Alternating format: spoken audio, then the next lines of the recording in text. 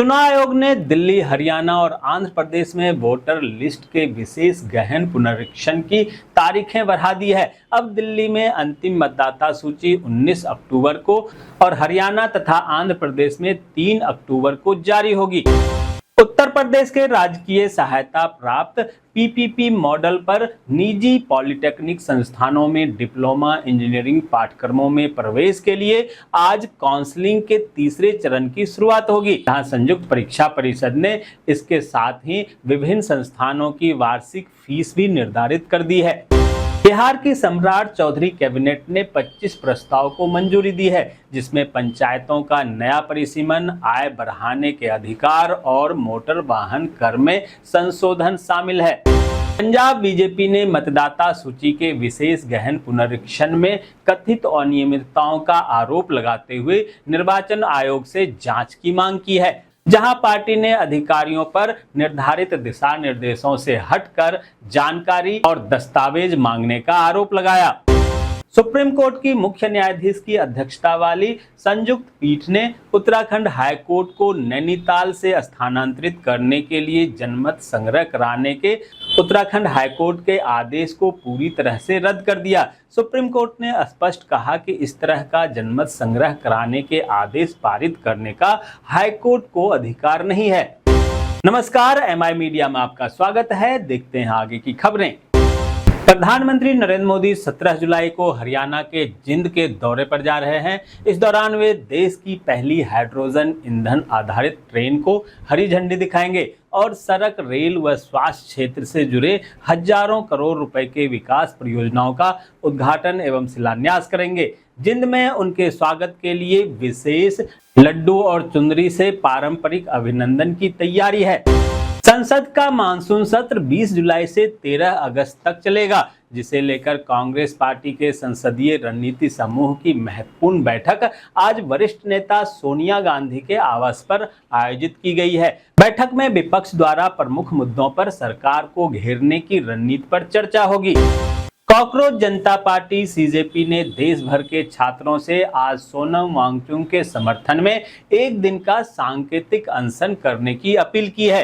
Party ने कहा है कि यह अनशन परीक्षा व्यवस्था में कथित अनियमितताओं, शिक्षा व्यवस्था में जवाबदेही की मांग को लेकर चल रहे आंदोलन के समर्थन में आयोजित किया जाएगा।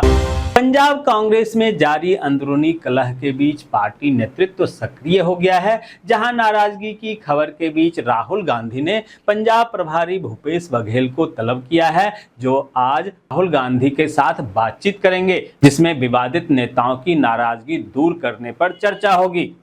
महाराष्ट्र के मुख्यमंत्री देवेंद्र फडणवीस के आधिकारिक निवास बरसा पर राष्ट्रवादी कांग्रेस पार्टी के दोनों गुटों के वरिष्ठ नेताओं की बैठक हुई, जिससे राज्य की राजनीति में चर्चा शुरू हो गई है।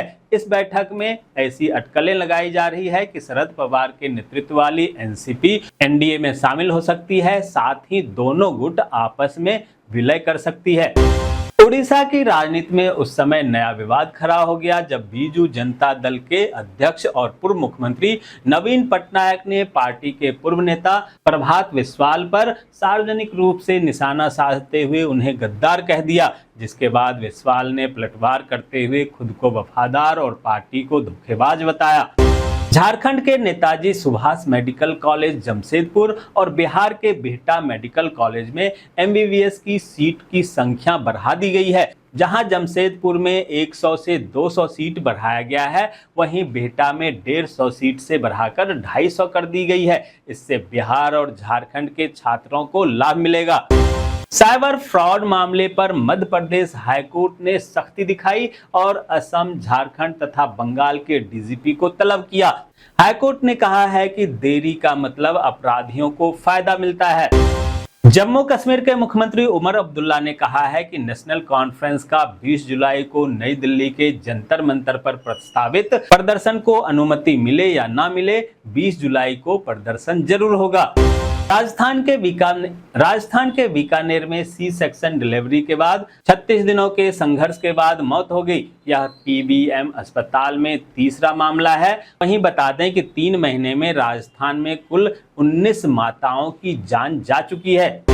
नॉर्थ ईस्ट फ्रंटियर रेलवे में 6,777 पदों पर भर्ती के लिए नोटिफिकेशन जारी हो गया है, जहां 10th और IIT पास उम्मीदवार 20 जुलाई से 19 अगस्त तक ऑफिशियल वेबसाइट nfr.indianrailway.gov.in पर आवेदन कर सकते हैं। तो ये थी आज की ताज़ा तरीन खबरें। ऐसे ही खबरों से अपडेट रहने के लिए चैनल को सब्सक्राइब कीजिए, नोटिफिकेशन बेल को दबाइए, वीडियो को लाइक कीजिए और ज़्यादा से ज़्यादा शेयर कीजिए, ताकि आप और आपके जानने वाले रह सकें देश और दुनिया के तमाम खबरों से अपडेट।